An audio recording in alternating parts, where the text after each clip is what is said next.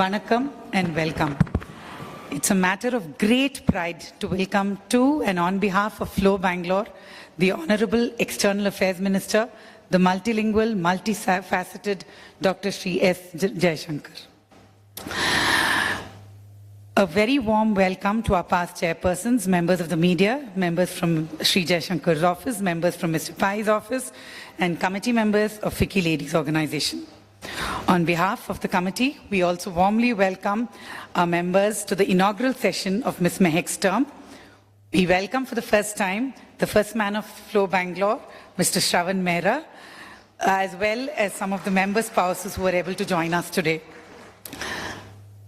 Sir, we would like to briefly introduce you to FICCI Flow, one of India's most powerful commerce organizations headquartered in Delhi, with 19 chapters and with over 8,000 members. Flow Bangalore has a powerful member base of 800 women across industries and professions. We focus on knowledge sessions with experts, workshops, creating support systems for women-led businesses, and support skill development at the grassroots level. We have amongst us today women who are in trade, finance, and also women who export art and textile, businesses that focus on technology that brings revenue home or to strengthen our own infrastructure. Women connecting us to our roots with millet-based foods, or food entrepreneurs who are introducing us to global cuisine each day. The flow of events today will be a keynote address by the Minister, who has brought global politics from the world stage to each of our drawing rooms, followed by a moderated Q&A session by two extremely well-read, globally conscious citizens and Flow members, Shubha and Mehak.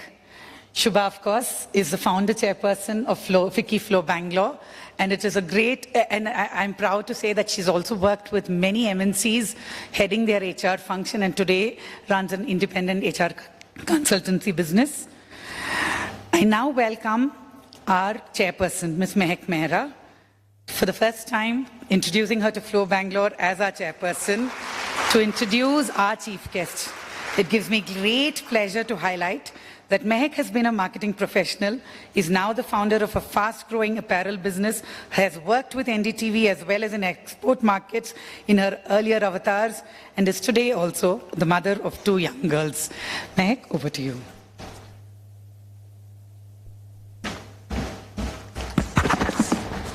Thank you, Divya. Good afternoon, Honorable Minister, esteemed guests and our dear members. To begin my year as Chairperson FICCI Flow Bangalore and to have our inaugural session with the Honorable Minister, Dr. Sri S. Jaishankar, as the keynote speaker today is stuff dreams are made of. Literally, the universe has conspired to make this happen for me and my team. So we at Flow Bangalore are deeply honored to have you with us today. The 800 plus members here are the pride of Bangalore city. We are the ones who make an impact, empower each other, and make Bangalore a smart and happy city. As you rightly observed in your speech last week while you were in Bangalore, Friday nights are truly our favorite evenings. While my words will not do justice, I will try my best to give a befitting introduction for the Honorable Minister today. Dr. S. Jaishankar is the first ever bureaucrat to have taken the key post of the External Affairs Ministry in the Government of India. He is a member of the Rajya Sabha of India's Parliament from the state of Gujarat. He was Foreign Secretary from 2015 to 18, Ambassador to United States, China, Singapore, and Czech Republic. He has also served in other diplomatic assignments in embassies in Moscow, Colombo, Budapest, and Tokyo, as well in the Ministry of External Affairs and the President's Secretariat.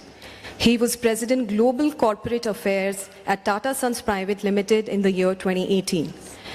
Coming from a family of bureaucrats, Dr. S. Jaishankar is a graduate of St. Stephen's College at University of Delhi, my senior by a couple of years. He has masters in political science and an MPhil and PhD in international relations from Jawaharlal Nehru University, Delhi. He's a recipient of the Padma Shri Award in 2019 and has written a widely acclaimed best-selling book, The India Way, Strategies for an Uncertain World, which was published in 2020. Dr. Jaishankar is known to maintain his zen demeanor even in the most tense situations. His videos, witty remarks, and sharp rebuttals tend to go viral on the internet.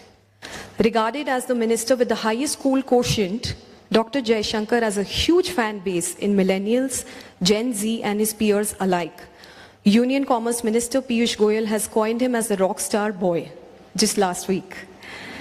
Sir, with you heading the ministry, India is rebranded and repositioned in the world. We now have a voice that counts and an opinion that matters. And now, without much further ado, I invite Honorable Minister of External Affairs, Government of India, Dr. Subramaniam Jaishankar to address the audience.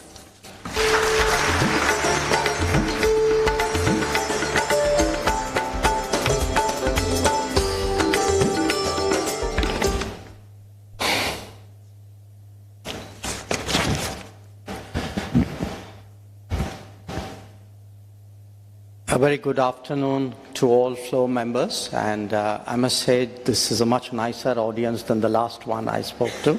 I'm not making any comparisons, but really I can fully believe when you say that these are the most impactful people in Bangalore. I'm also very grateful for an opportunity to meet all of you, to talk to all of you, I kind of thought a little bit about what I should be saying today. Perhaps a good way to begin would be to ask ourselves, all of us, that we are today probably the most populous country in the world. We are definitely the 5th largest economy in the world. No question, we are the fastest growing major economy in the world. There's an enormous energy today in the country, of which I can see very visible signs in front of me.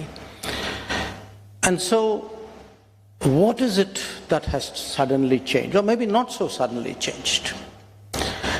And I was reminded of something I read, a remark I read by someone many of you may be familiar with, called Kishore Mahbubani in Singapore. And he put it this way, he said, you know, Prime Minister Narendra Modi has woken up in India, that there was, you know, whatever we are seeing today was there inside of us, probably for a long time. And that, in the last decade, is today expressing itself, and in the sense woken up India was his way of putting it. I would put it as woken us up to our potential. And so as a foreign minister, and therefore probably the most compulsive traveler in this country, I can tell you that the world is today watching us with enormous interest. It is watching how we are handling the challenges, our own unique challenges, but also the challenges which the rest of the world has. So it could be, you know, issues which have often somewhere in the international mind been associated with India. You know, how are we handling poverty, malnutrition, the basic necessities of life? But also how are we handling COVID, how are we handling the Ukraine crisis, how are we handling challenges of growth at a time when the world is looking much more uncertain. How are we developing our skills and talents? Where is this entrepreneurial buzz coming out of in India?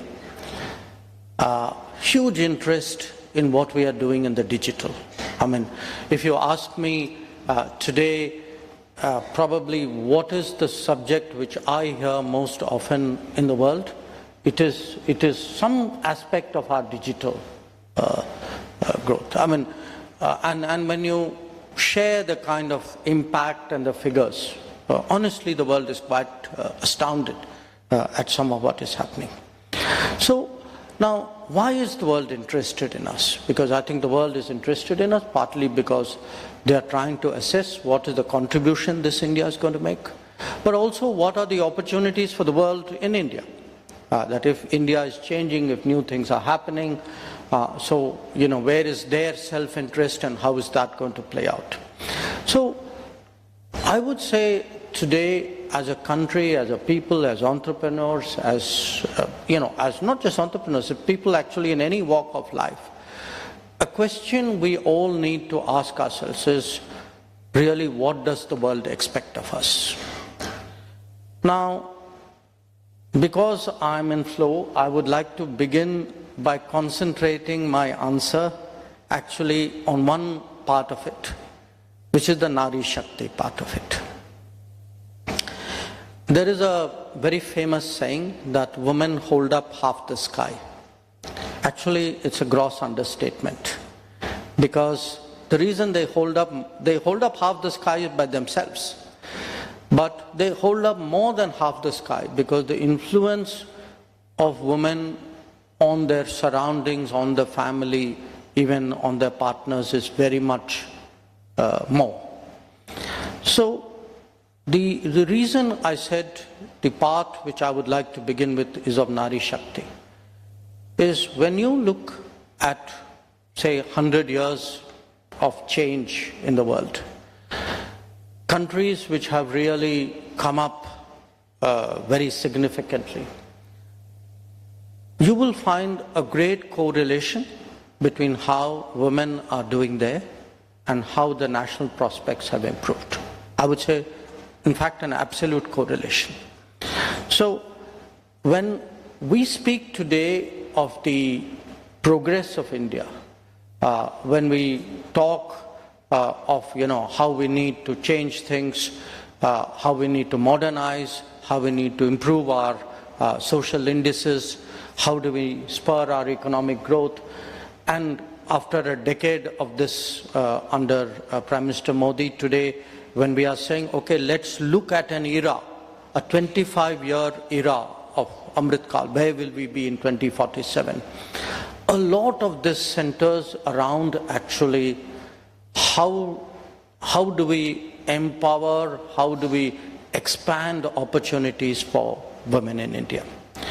Now, given where we were, I think it was actually necessary to begin with the basics. And very frankly, it took a very courageous man to talk about things in this country which we all knew needed to be fixed, but which we were either oblivious to or kind of complacent about or embarrassed about.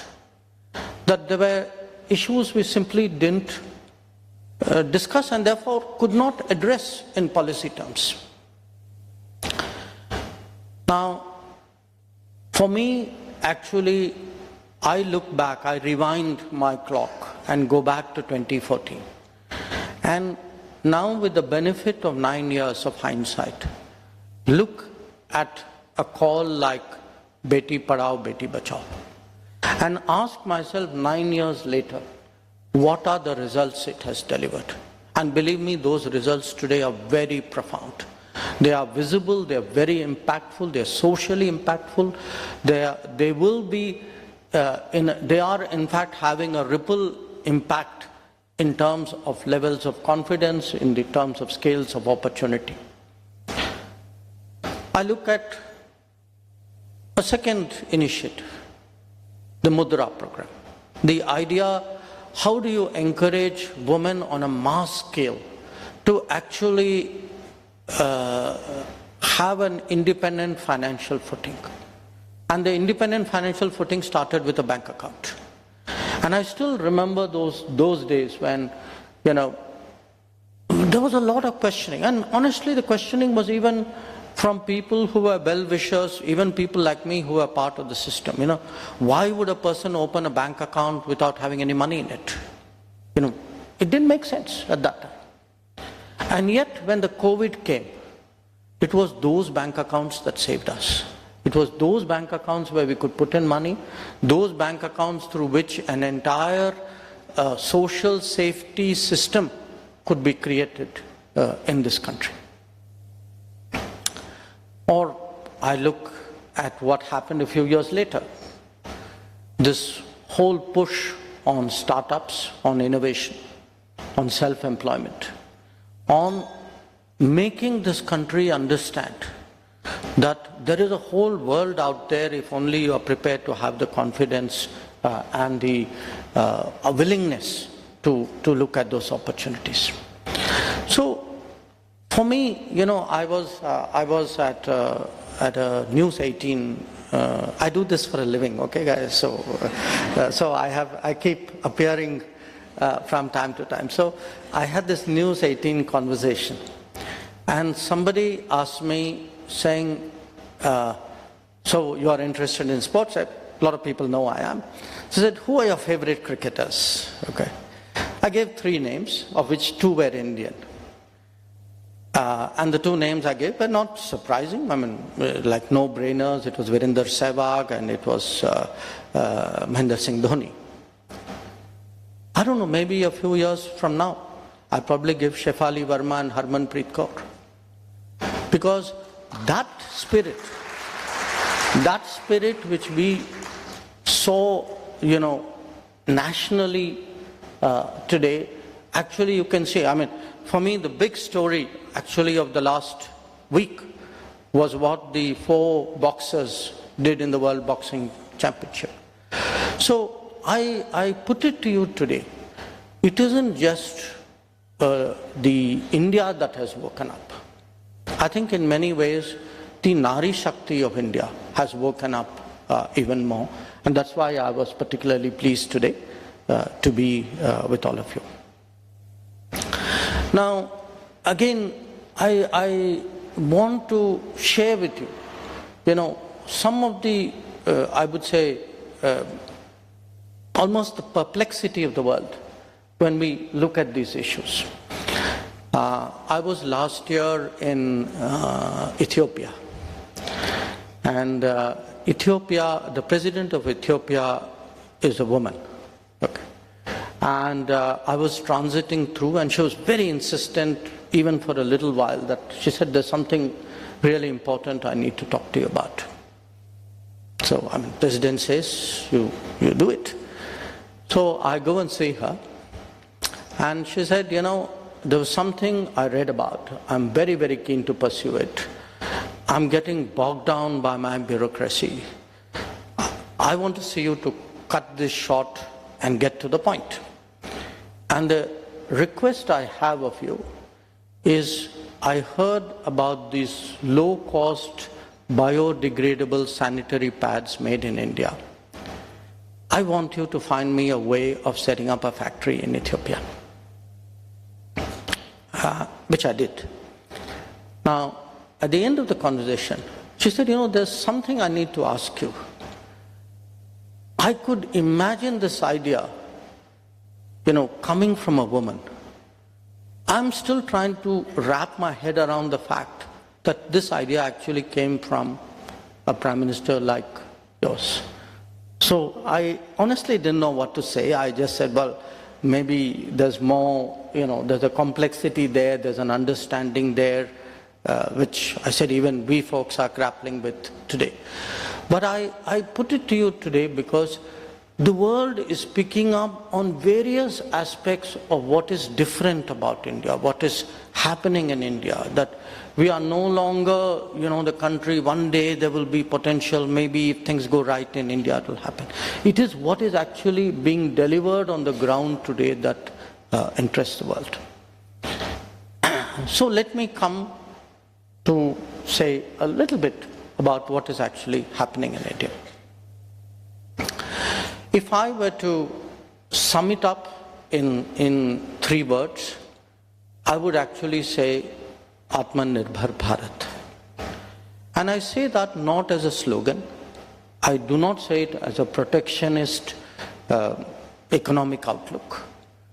I actually say that as a mindset.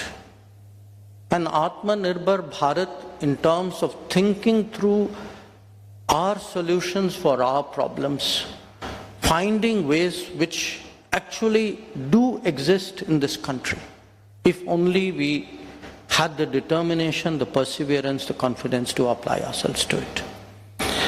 And when I look back at the last 30 years, I can see why we need this so badly. If one of the big debates going on in this country today is, why are we importing so much from China? Okay? It troubles all of us. Okay? Why are we importing so much from China?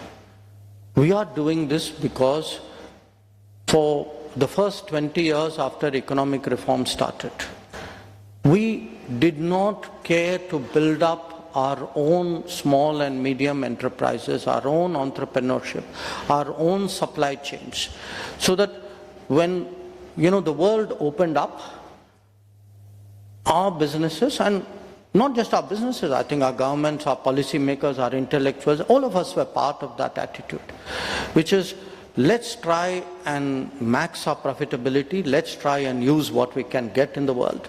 So we focused on leveraging the efficiency of China instead of building up our own capabilities.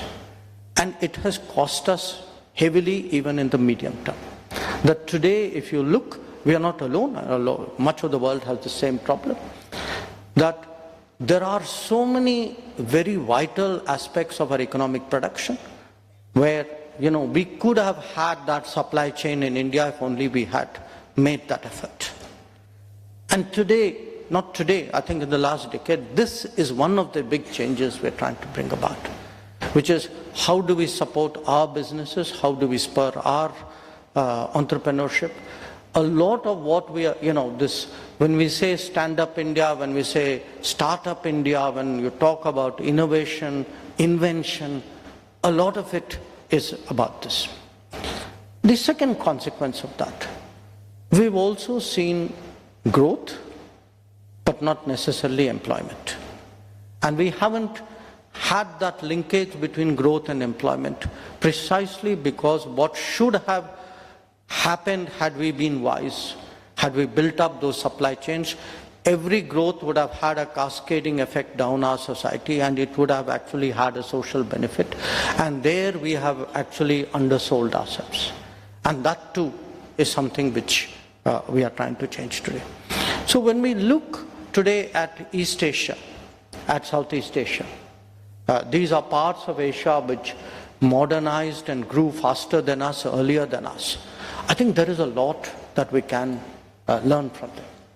We can learn from them actually that instead of really looking at just numbers, we have also a social sense of what business is about. And a social sense of what business is about is really a high degree of employment sensitivity. So in the last few years, I think a lot of people who think along these lines, I think we have tried, inspired by the Prime Minister, to put in place policies, and once you start doing it, it's amazing how quickly the results come. Again, one of the debates in our society is actually, should we be manufacturing at all? There are people, I don't want to take names, but I'm sure you're as familiar as I am with them, who say, no, India, we are good for services. Yes, we are good for services. I'm at the capital of service city. But no economy, no major economy can be built on services alone. Services can never provide that kind of deep national strengths that a country with immense prospects in the international order requires. It will never be able to produce those employment numbers that are so important.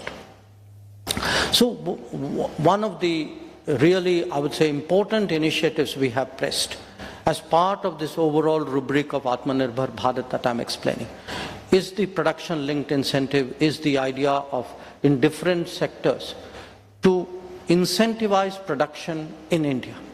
And once you start doing it, right now in this state, there are multiple electronic hardware clusters that are coming up. And they are coming up because today we are willing to incentivize the production of electronic hardware in this country. And you can immediately see, once it happens, provided you do the rest with the ecosystem, you have a company, you have Apple start to manufacture here. And I cite that as one example. There's a lot of other changes which are happening. Now, when we look at all of this, obviously, how do you deal with the rest of the world is a challenge. Everybody wants to be competitive, everybody wants market access, everybody wants to get the best terms that they can. I would say to you that as part of a human-centric, employment-sensitive, this Atmanirbhar outlook that I am putting to you, we as a government will definitely engage the world. We will negotiate and conclude free trade agreements where we can, we must, but only if the terms are solidly and seriously advantageous to this country. Because again, that is not our assessment of what the past experience has been. I mean, a lot of what the SMEs of this country have suffered, I use the word suffered, over the last 30 years, is actually because we have opened up many gates very imprudently. And that's something we need, that's not a mistake that we should be repeating. So, one part of this change which I speak to you about is driven by the Atmanirbhar outlook. The other part of it, of course, is driven by easier to do business. Easier to do business because ultimately if we do not expand business, we're not going to improve prosperity, we're not going to provide employment. So to some degree, there has to be a political understanding of the importance of business. And that is also has not been part of our culture. It is very easy to demonize business. Think of business not as a profit-making exercise. Think for a moment of business as an employment creation exercise. If it is an employment creation exercise, nobody in their right mind in politics should actually be, having that attitude towards business, which unfortunately you see in many quarters. A third part of it, again, is what Prime Minister Modi calls ease of living. This culture that we have all slipped into, which my previous profession, not as a diplomat but as a bureaucrat, I think embodies. Being a politician is not necessarily the nicest job description in this country, but believe me, being a bureaucrat is much worse. Because often in the public, and undeservedly so, but in the public mind, it is associated with rules and regulations and red tape, and they make it so hard for us to do anything. So how do you actually declog the real life from the clutches of these rules and regulations? And this is again, it's incredibly complex and hard because you're dealing with set habits, you're dealing with attitudes, you're dealing often with vested interests. But once you start doing it, it's amazing how quickly success breeds success. And sometimes very small things. I give you two examples. Look at something called attestation. Do you all remember a period 10 years ago where we had to go to somebody else to attest that you are who you are? Now, all it took was for the government to decide saying, why don't you do self-attestation? We'll hold you responsible if you've done something wrong. I mean, it was so obvious once it was done. You look, and this is my, directly from my department, and it's probably one thing I'm immensely proud of in the last 10 years. How we have changed the whole passport, the passport issuer process. Passports used to take months, if not years. And you actually needed to go after people, you say you need pull to get a passport. Passport is your right. Now today, I still get this, I'm surprised I got mine in 3 days without doing anything. Now I get those messages. Okay. So you got yours in 1 week? Okay. 1 day. Okay, well, there you are.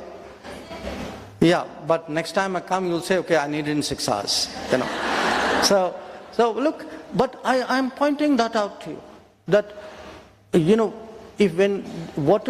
there are so many things that we can and we should and we are capable of doing to actually improve our ease of living. And these are all eminently possible once we put our minds to it. And one of the interesting experiences of being in the Narendra Modi cabinet is, regularly he gets after us saying, so tell me which old law have you kind of, put to rest, or which old rule which is not relevant. So we actually push saying, come up, every department has some rule, something completely absurd, which was, 50 years old, 100 years old, Sometimes it could be absurd even 10 years old, given the pace of technology. So how do you actually improve the ease of living? And then, of course, there's the other very obvious change, which is the infrastructure change. Because again, if you look at countries which have developed rapidly, they have developed because of infrastructure. And here today, I would say, especially after this Gati Shakti initiative has come, and even Gati Shakti, it's a very, it's simple when I explain it to you, but you have no idea how hard it is to do, which is, if you have 5 different departments working on a city, building infrastructure, you know how much they get in each other's way? That somebody would build a road and somebody would lay an OFC and cut the road, and then somebody will lay a water pipe and somebody will cut the water pipe. That all of us have gone through it. Okay, I mean, which one of us has not had it happen to us? Okay. Now, what does it require? It requires actually somebody sensible at the top to tell everybody saying, look, folks, I mean, come on, coordinate and put this together.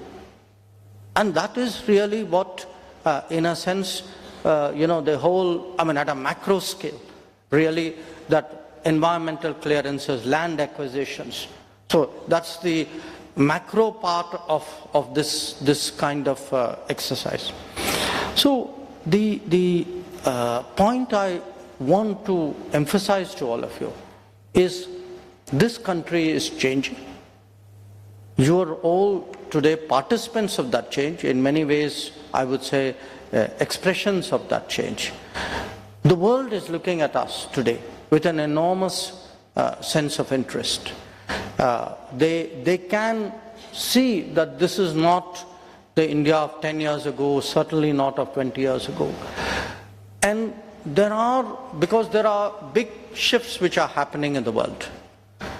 The shifts could be, some of it may be visible in this conflict going on in Ukraine. Some of it, as I said, are the consequences. The long COVID may be a health issue. Believe me, long COVID is also an international relations issue.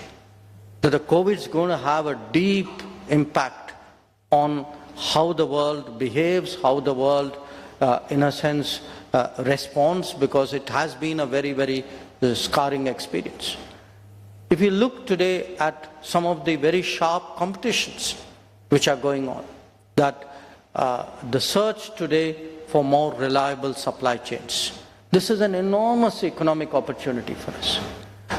The concern today in the world that the digital, anything digital, somewhere we need, digital and trust need to go together. There is worry today, where does your data reside? Who has access to it? Who is harvesting it for what purpose? So if you look at the supply chain concerns in the world, if you look at the digital debates in the world, if you look really what the knowledge economy is going to mean for all of us, and if you consider the demographic, and again, there's been a lot of talk about demography, but it's now actually coming into play. I mean, even in the last few months, we have signed agreements with countries who normally are quite, I would say, resistant to mobility. Germany, Austria. We did before the COVID with Japan. That today, where there is demand, the demographics are not there. So how do you in the world economy balance out demographics and demand. It's a very, very big concern that the world has. And the nature of the economy itself, that, you heard that expression, data is the new oil. Well, I want to tell you, chip is the new data. So today, where are chip design and chip engineering taking place?